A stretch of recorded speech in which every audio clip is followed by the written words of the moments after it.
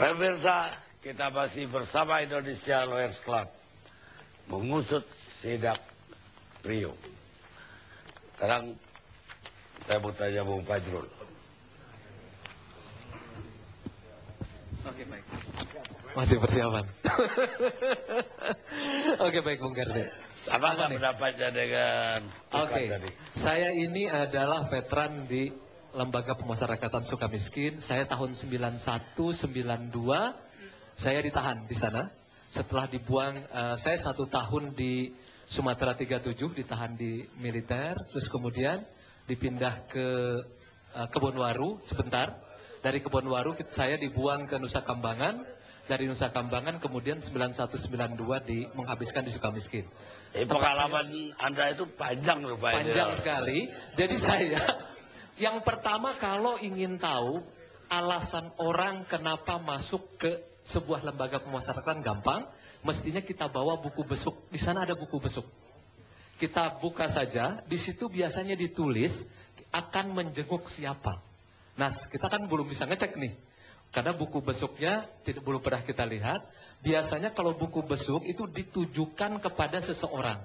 Tidak pernah di dalam buku besuk ditujukan, saya ingin menengok 300 narapidana koruptor di Sukamiskin. Si penjaganya pasti akan bingung, kamu ini mau menengok atau mau perayaan kawinan misalnya kayak begitu ya. Saya biasanya ditujukan kepada 1 atau 2 orang. Dan biasanya kemudian 1 atau 2 orang itu akan dipanggil ke ruang besuk dan kita akan bertemu secara langsung. Nah, ini saya sepanjang 1 tahun saya di Sukamiskin jarang sekali memang ada yang namanya kunjungan kemanusiaan seperti Bung Priyo ini. Atau kunjungan Pancasila sejati begitulah mungkin ya. Itu agak kurang saya belum pernah. Saya ketawa. Ya, mungkin ada bukan dalam kelompok tahanan koruptor. Ya, saya tahanan politik pada waktu itu. Politik sama kriminal biasa. Ya nggak ada yang kekunjungan. Betul, ada sih yang mengunjungi saya. Ada yang mengunjungi saya waktu itu secara langsung adalah Pak almarhum Baharudin Lopa, tapi kapasitas beliau sebagai dirjen pemasyarakatan. Pada waktu itu ketika dari Kebonwaru kami dibuang ke Nusa Kambangan, beliau menjemput, beliau mengatakan tidak boleh mahasiswa dibuang ke Nusa Kambangan. Dan juga karena kan dihukumnya cuma 3 tahun, apalagi waktu itu masih kasasi, jadi beliau yang datang. Nah, dalam pengertian saya bahwa orang yang punya wewenang untuk masuk, bahkan mungkin dalam tanda petik tanpa izin ke Sukamiskin, setahu saya itu adalah Pak Baharudin Lopa, karena wewenang beliau sebagai dirjen pemasyarakatan. Itu yang pertama. Jadi kalau ingin membuktikan menjenguk siapa, karena di situ ada menjenguk siapa pada pukul berapa, terus kemudian maksud apa itu biasanya ditulis di dalam buku besuk. Buku besuk itu besar. Nanti kita cek saja Pak Karni Ilyas. Terus kemudian yang kedua, saya tentu memang sedikit bertanya-tanya sebenarnya. Apakah kunjungan kemanusiaan atau kunjungan Pancasila pada di hari Pancasila ini memang dimaksudkan secara langsung kepada saudara Fat begitu ya, atau kepada 300 yang terpidana koruptor di sana. Tadi dia nggak bilang 300. 300. Dia bilang ada sejumlah orang, betul. Golkar. Memang di sana ada 300-an orang yang menjadi tahanan kasus korupsi di sana. Memang logika kita terasa ditantang sih. Kenapa sih harus Sukamiskin?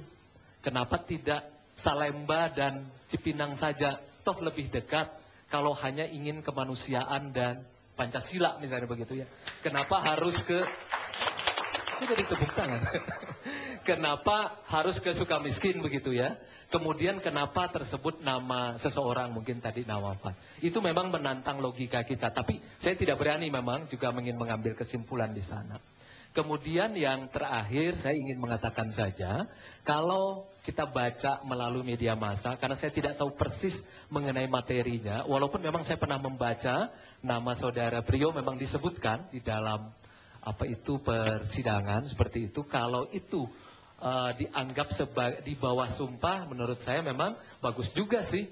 Artinya KPK misalnya mau menjadikan itu sebagai bukti permulaan untuk menelusuri. Tidak ada masalah juga menurut saya. Malah bagus juga dalam pengertian, kan tidak semua orang yang kemudian masuk ke pengadilan harus bersalah dan dihukum kan? Tidak.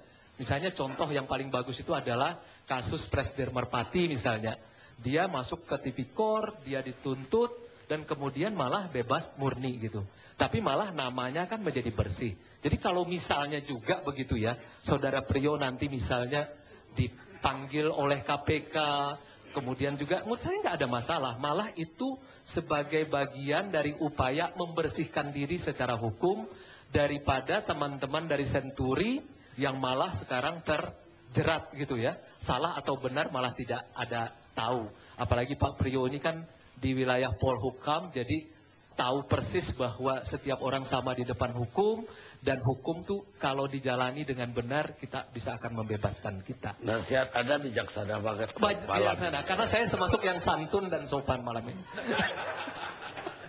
Saya pikir begitu Pak Karni Ilyas dari saya. Kalaupun saya harus menambahkan sedikit saja,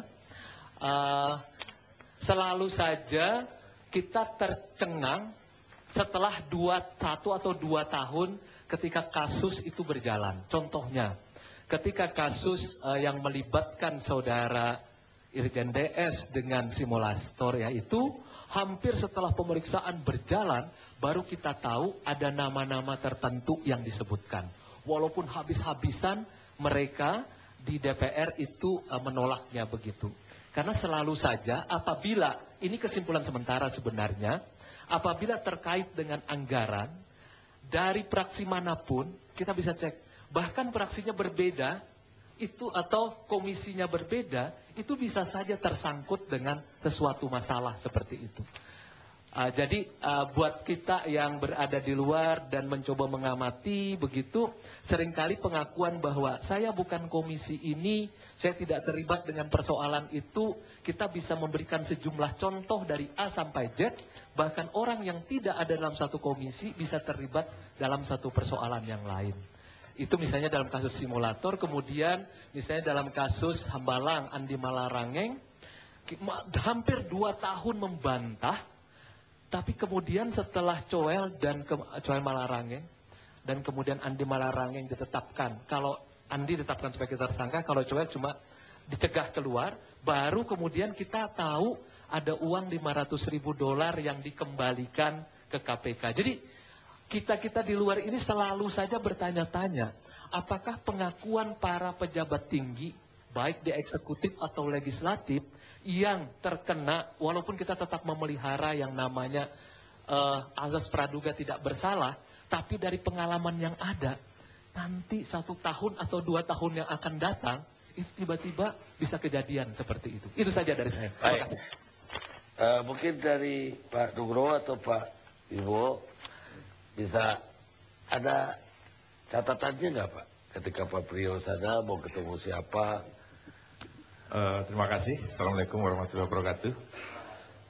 Jadi perlu saya sampaikan di sini bahwa secara prosedur Pak Priyo ini sudah benar untuk berkunjung, dan baik sebagai pribadi maupun yang melekat karena beliau juga seorang wakil ketua DPR.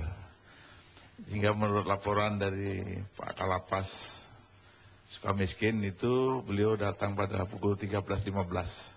dan keluar pada 14.15. Memang ada lebih waktu sedikit, dan tadi sudah dibenarkan oleh Bapak Wakil Menteri bahwa itu masih dalam batas toleransi. Jadi menurut laporan dari Pak Lapas ini memang beliau ingin berkunjung dengan Saudara Fat.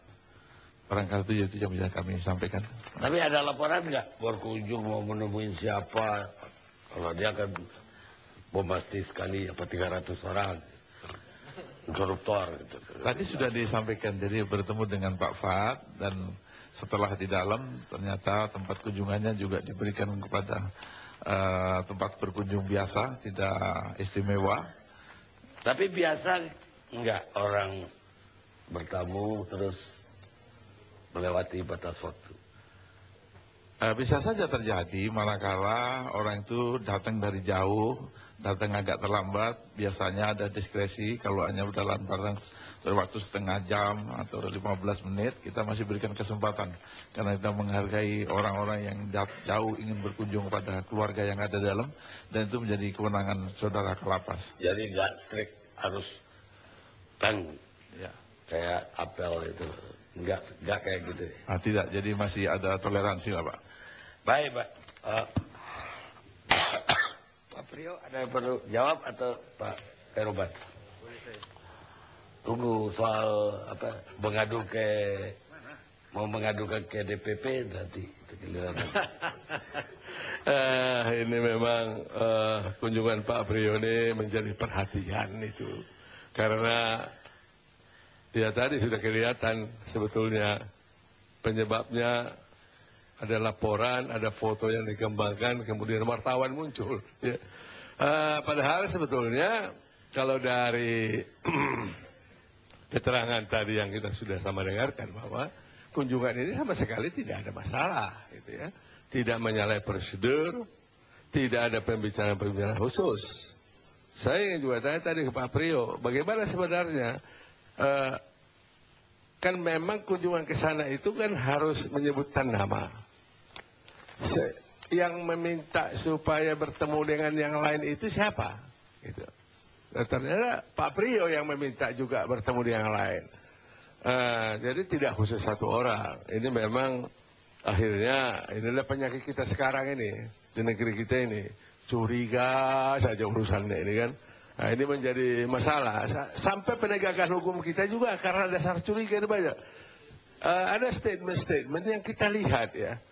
Ini akan diusut. Ini akan kita kembangkan.